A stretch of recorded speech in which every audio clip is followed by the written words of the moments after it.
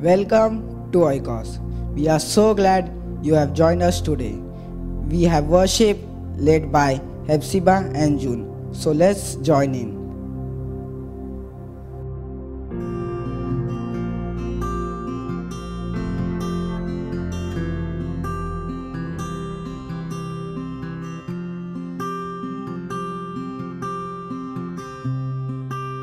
Worthy of every song we could ever sing, worthy of all the praise we could ever bring.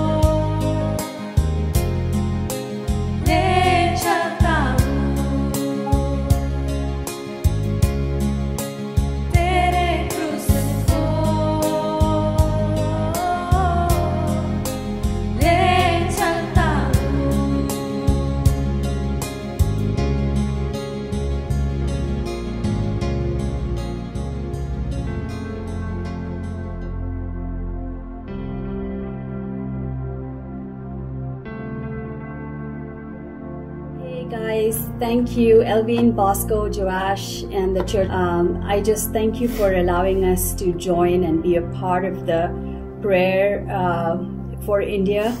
And as I was asking the Lord, He brought Psalm 46, and I'm just going to read that if that's okay. I'm reading out of the Voice. Psalm 46 says, "God is our shelter and our strength. When troubles seem near, God is nearer, and He is ready to help. So why run and hide? No fear, no pacing, no biting fingernails." I love that. When the earth spins out of control, we are sure and fearless. When mountains crumble and the waters run wild, we are sure and fearless. Even in heavy winds and huge waves, or as mountains shake, we are sure and fearless.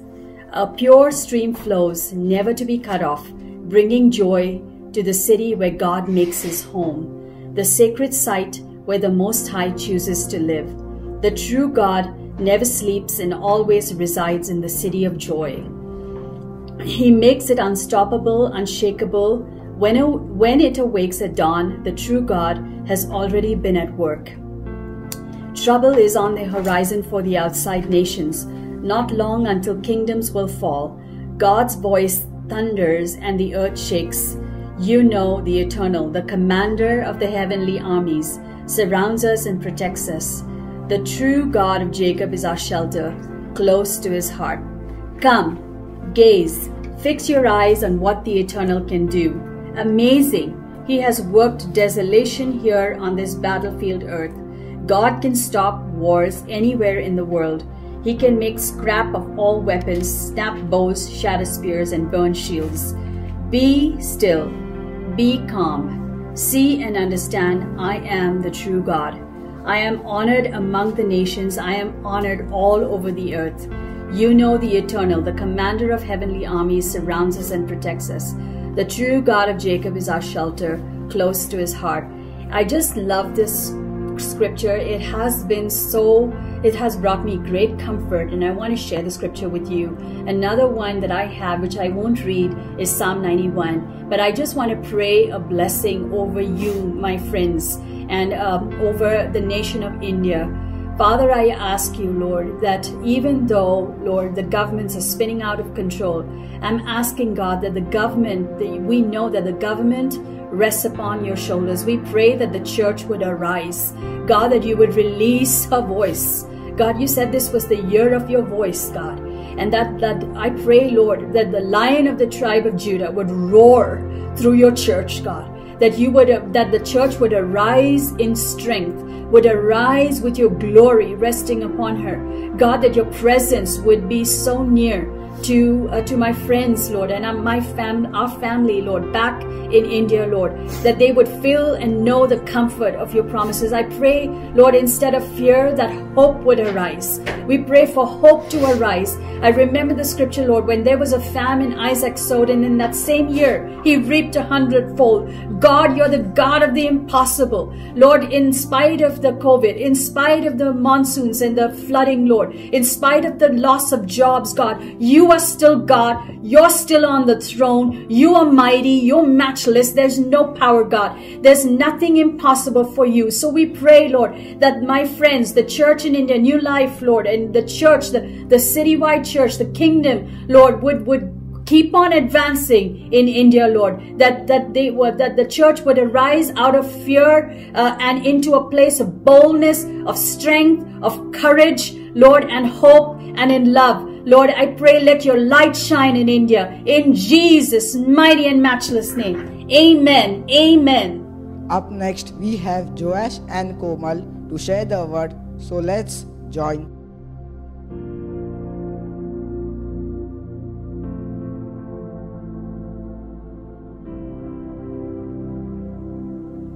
Good morning, folks.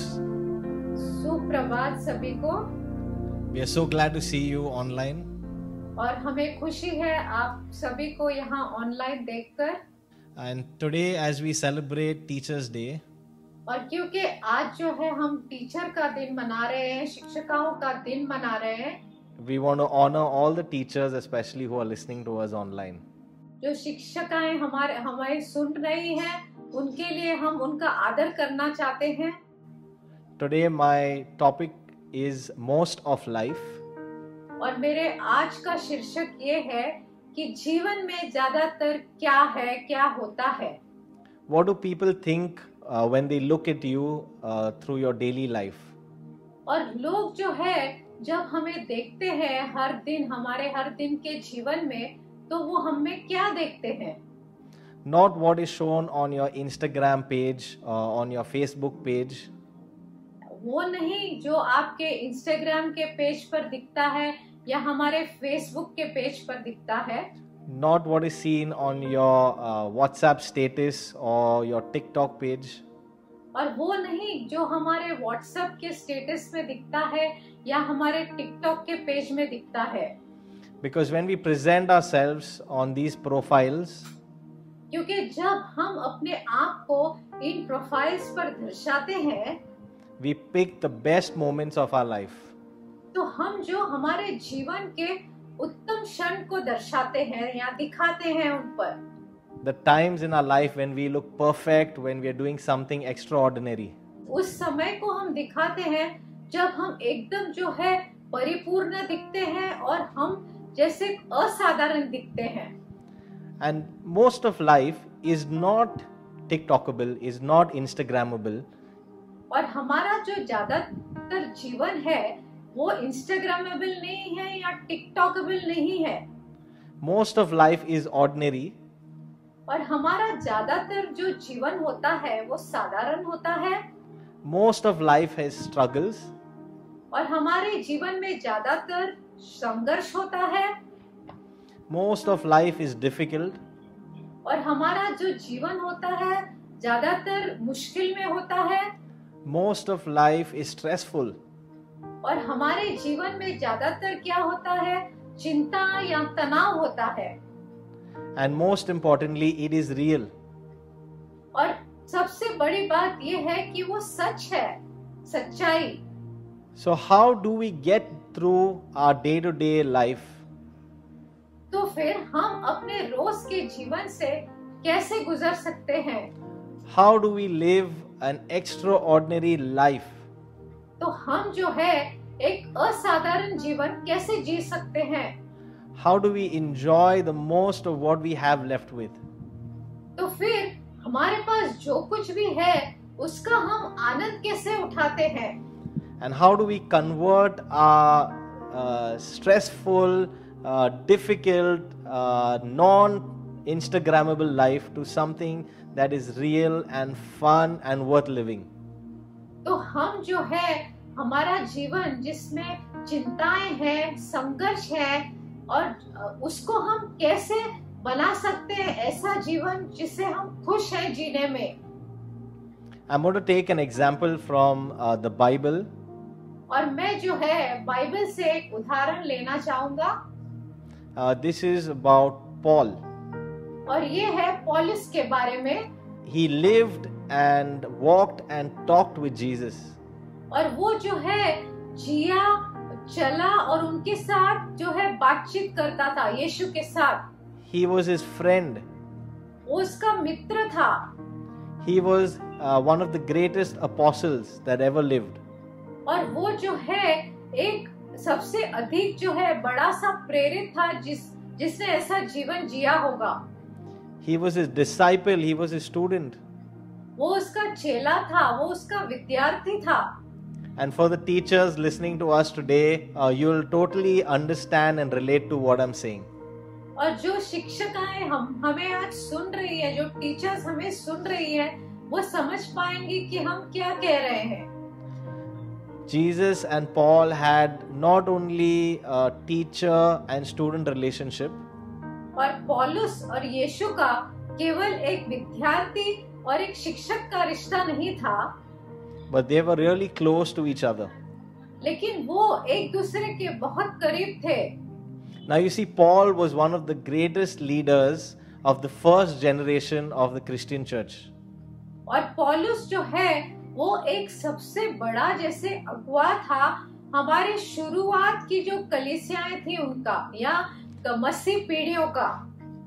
And even till today, 2000 years later, और आज भी 2000 वर्षों के बाद he is considered as one of the most important people after Jesus in the history of Christianity. और पौलुस को जो है एक बहुत बड़ा दर्जा दिया गया है, उसे एक महत्वपूर्ण व्यक्ति माना गया है यीशु मसीह की इस या हमारे मसीह जीवन में। So, what does Paul say in Romans 7 verse 15? और पौलुस क्या कहता है रोमियो की किताब 7 उसके 15 वचन में? Romans 7 verse 15 says, I do not understand what I do, और रोमियो का 17 उसका 15 वचन कहता है कि मैं वो नहीं समझ पाता जो मैं करता हूँ, for what I want to do, I do not do, क्योंकि जो मैं करना चाहता हूँ वो मैं नहीं करता, but what I hate, I do. और जिससे मैं नफरत करता हूँ वही मैं करता हूँ। So how can somebody like Paul, being such an amazing man of God, और कैसे एक ऐसा व्यक्ति पौलुस जो परमेश्वर का इतना महान व्यक्ति था या वक्ता था, have any moments in his life where he feels messed up? तो उसके जीवन में ऐसे कितने क्षण थे जहाँ उसे लगा कि उसका जीवन ठीक नहीं है या जीवन में गड़बड़ी है, Where he does things that he does not want to do, जहाँ पर वो करता है ऐसी चीजें जो वो नहीं करना चाहता, where he does things which are not good and not right to do. और जहाँ पर वो ऐसी चीजें करता है जो सही नहीं है करने के लिए। You see Paul being so close to Jesus, और देखिए कि पौलुस जो है वो इतना करीब था यीशु मसीह के, is still struggling with life. और फिर भी वो जो है जीवन में संघर्ष कर रहा है। He knows what is right from wrong, good from bad, और वो जानता है सही गलत की पहचान, अच्छे बुरे की पहचान, but every time he wanted to do the right thing, he just could not do it. लेकिन जब भी वो चाहता था कि वो कुछ अच्छा करे या सही करे, वो नहीं कर पाता था। But yet he is still considered one of the most extraordinary people that has ever lived, even 2000 years later. और लेकिन फिर भी उसे जो है एक असाधारण सा व्यक्ति माना गया है इतने 2000 वर्षों के बाद भी। Now let's look at Mother Teresa. और अब हम देखेंगे मदर टेरेसा को। If you've heard of her, obviously you have. हाँ, अगर आपने उसके बारे में सुना है, और मैं समझता हूँ जरूर सुना होगा।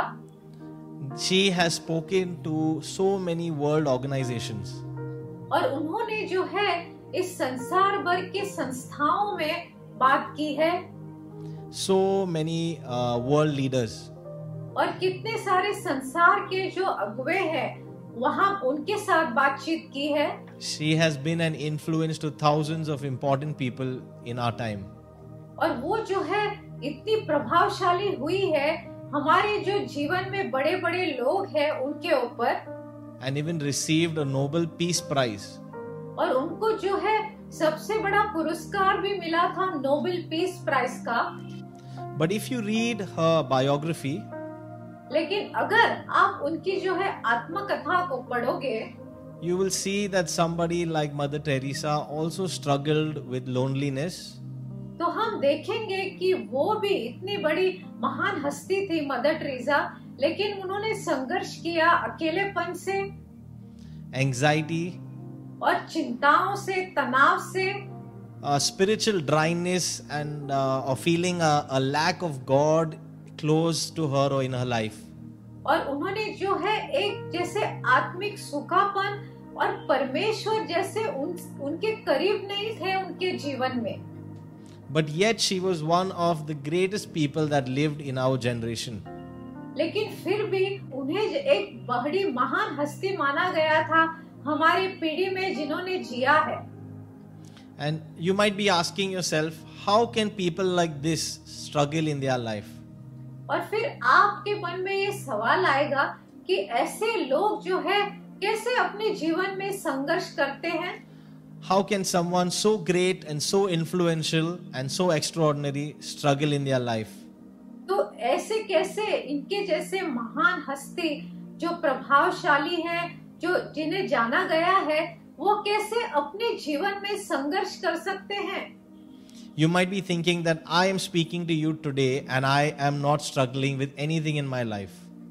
और आप सोच रहे होंगे कि मैं आज आपसे बात कर रहा हूँ और मेरे जीवन में या मैं किसी बात से संघर्ष नहीं कर रहा. But the reality is, most of my life is a struggle. लेकिन सच्चाई ये है कि मेरा जो जीवन का ज्यादातर क्षण है वो संघर्ष में है. Yes, there are moments that are fun, inspiring, impactful.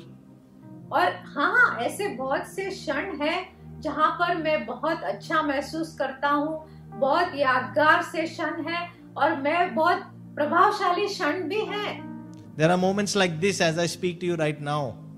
और ऐसे क्षण है जब मैं जैसे आपसे अभी बात कर रहा हूँ. And you might be thinking that I am speaking to you, so I might have the perfect life. और आप सोच रहे होंगे मैं आपसे बात कर रहा हूँ इसलिए मेरा जीवन तो परिपूर्ण है, एकदम सब ठीक चल रहा है.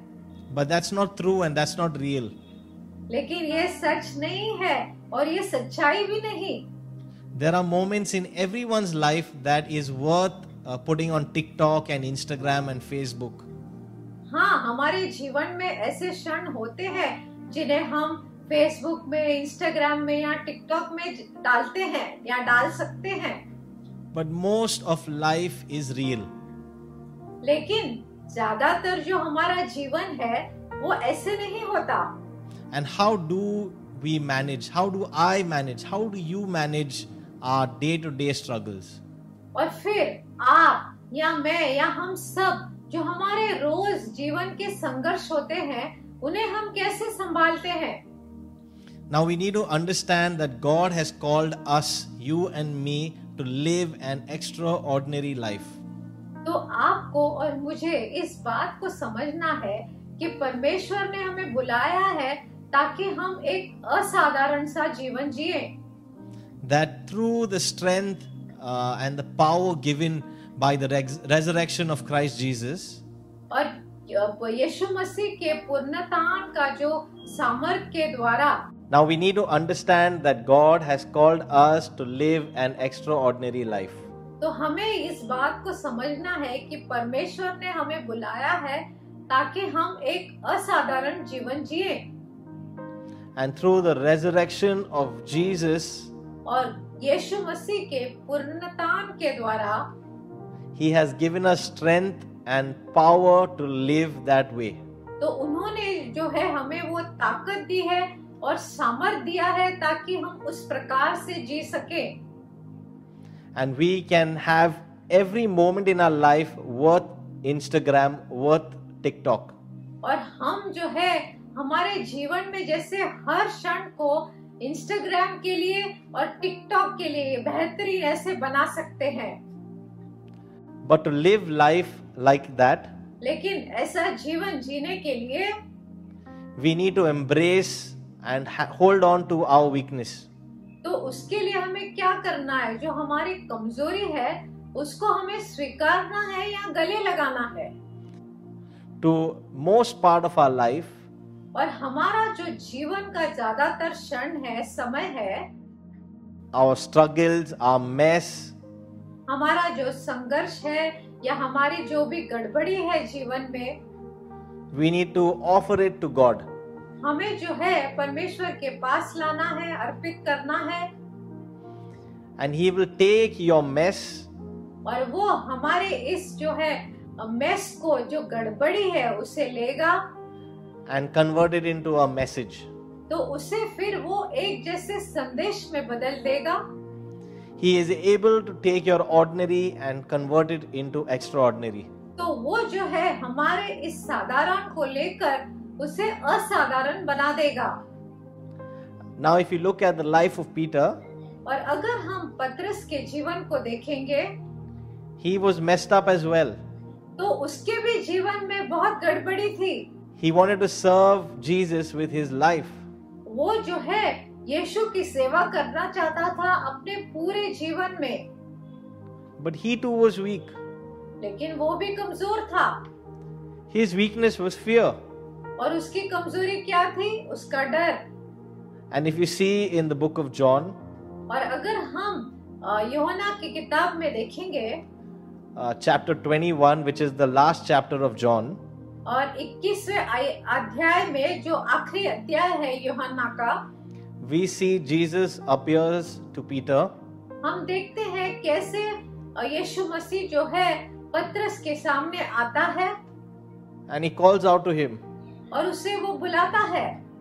Remember the last time when Peter and Jesus were together, और आप इस बात को याद कीजिए, जब पिछली बार पतरस और यीशु मसीह एक साथ थे, Peter had denied Jesus 3 times when the cock crowed. और पतरस ने जो है यीशु मसीह को 3 बार नकारा था, वो मुर्गे ने जब भांग दी थी। So now Jesus is come back after getting resurrected from the dead, और अब यीशु मसीह आए हैं अपने पुनरुत्थान के बाद, he is hanging around next to Peter और वो जो है पतरस के आसपास घूम रहे हैं, and he calls out to Peter और वो पतरस को पुकारते हैं and he asks him, do you love me? और उससे पूछता है पतरस से, क्या तुम मुझसे प्रेम करते हो? Now in English, और अंग्रेजी भाषा में in Hindi, और हिंदी में the word love has only one meaning. तो इस अक्षर या शब्द प्रेम का केवल एक ही अर्थ है, And there is only one way to express what love means in English or Hindi. और केवल एक ही तरीका है अपने प्रेम को दिखाने का, अंग्रेजी में या हिंदी में। So when we express love, और जब हम प्रेम जो है किसी से कहते हैं कि हम उनसे प्रेम करते हैं, we can say, I love you, mom. और फिर हम ऐसा कह सकते हैं कि माँ मैं तुमसे प्रेम करता हूँ। With that same word love, we can say, I love pizza. और उसी शब्द प्रेम के साथ हम कह सकते हैं, अरे मुझे पिज्जा बहुत पसंद है, या मैं पिज्जा से प्रेम करता हूँ। So you see, there's not much difference to express love to a mother or a father and to a pizza or McDonald's. और जैसे हमारा प्रेम दिखाने के लिए, चाहे हमें अपने माँ को दिखाना हो, दोस्त को दिखाना हो, या पिज्जा को दिखाना हो, तो उसमें कोई अंतर नहीं। But in Greek, लेकिन ग्रीक भाषा में you see there is multiple ways to express love. बहुत सारे तरीके हैं प्रेम दर्शाने के लिए, And we're just going to pick 2 of those words. और हम जो है प्रेम के वो 2 शब्दों को देखेंगे, And the other is philios love. और दूसरा है फिलियोस प्रेम। And you see, agape love means unconditional love. और अगापे प्रेम जो होता है वो बिना किसी शर्तों के होता है। And philios love is a love like you'll have for your friends or buddies or pals. और फिलियोस प्रेम जो ऐसा होता है जो हम जो अपने दोस्तों को, मित्रों को या अपने बडीज को दिखाते हैं। And when Jesus asked Peter, do you agape me? और जब यीशु पतरस से पूछता है, क्या तुम मुझसे अगापे प्रेम करते हो, यानी कि बिना किसी शर्तों के प्रेम, And Peter replies to Jesus saying, I philios you. और फिर पतरस जो है वो यीशु से कहता है, मैं तुमसे फिलियोस प्रेम करता हूँ। And then Jesus asks again, Peter, do you agape me? और फिर एक बार फिर यीशु पतरस से पूछते हैं, क्या तुम मुझसे अगापे प्रेम करते हो? And Peter replies, yes, Jesus, I philios you. और फिर पतरस एक बार फिर यीशु से कहता है, मैं तुमसे फिलियोस प्रेम करता हूँ। And Peter might be thinking, what is wrong with Jesus? Why does he have to ask me this question again and again and again? और पतरस सोच रहा होगा कि अरे क्या हो गया यीशु को, ये बार बार मुझसे यही सवाल कर रहे हैं। And Jesus asked for the third time, और यीशु मसीह जो है तीसरी बार पूछते हैं, but this time Jesus comes down to Peter's level. लेकिन अभी जो है यीशु मसीह पतरस के लेवल या स्तर पर आकर पूछते हैं। And you see Jesus ask Peter, do you philios me?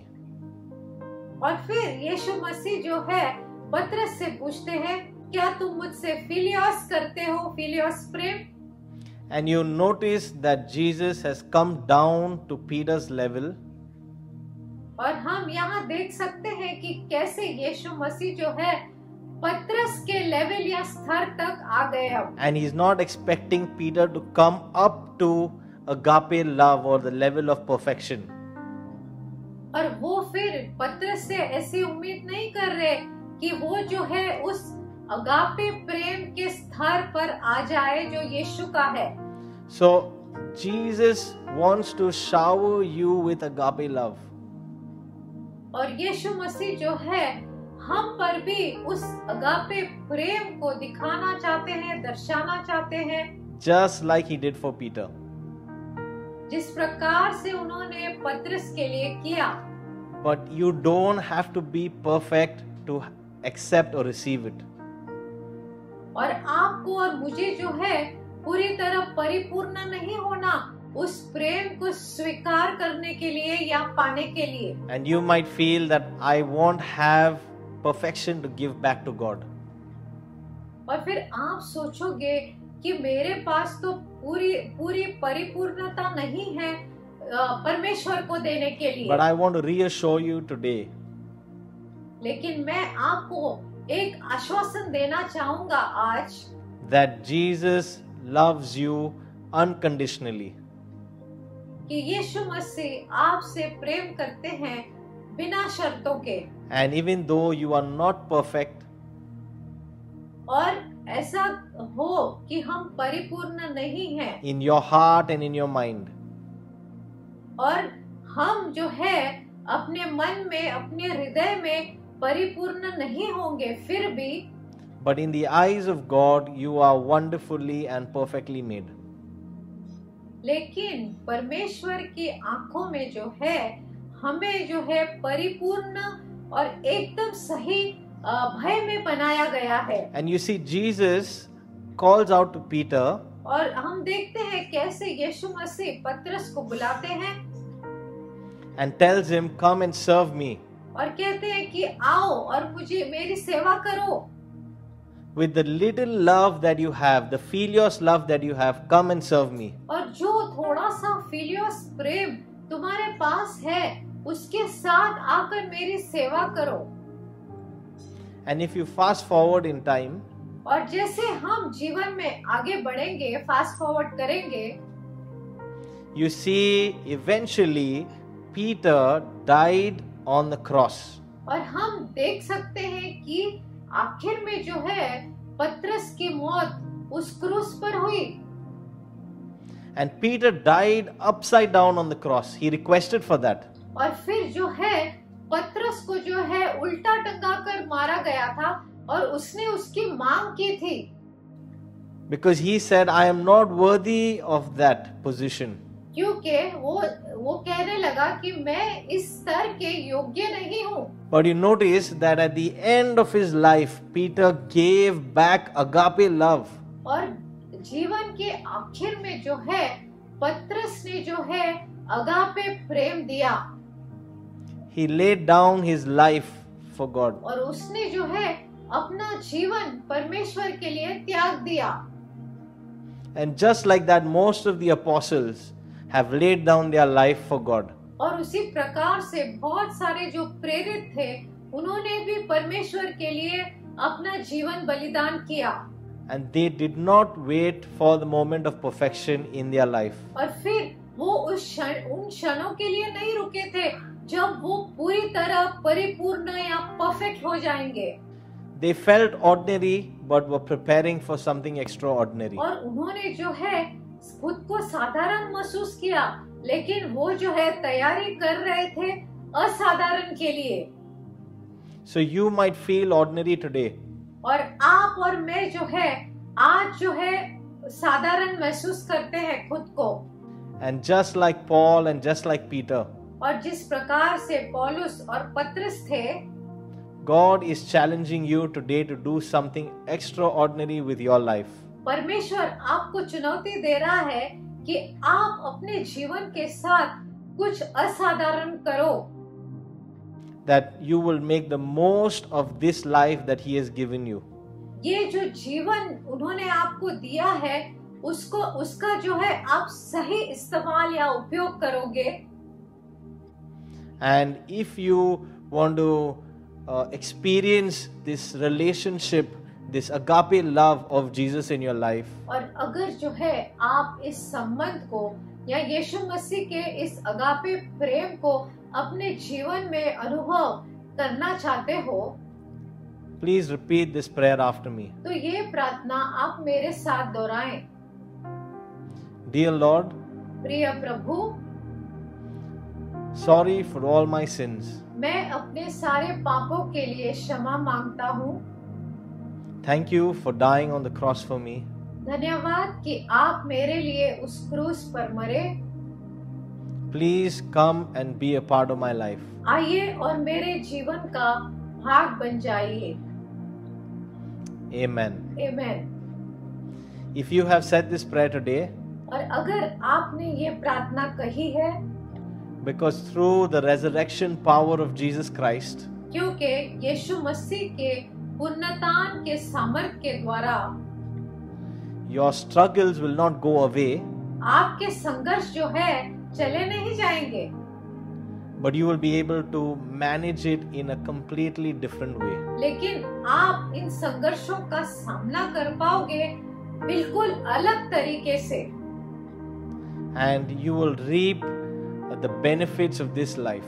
और फिर जो है आपके जीवन के जो फायदे हैं उनको आप बोगे या पाओगे.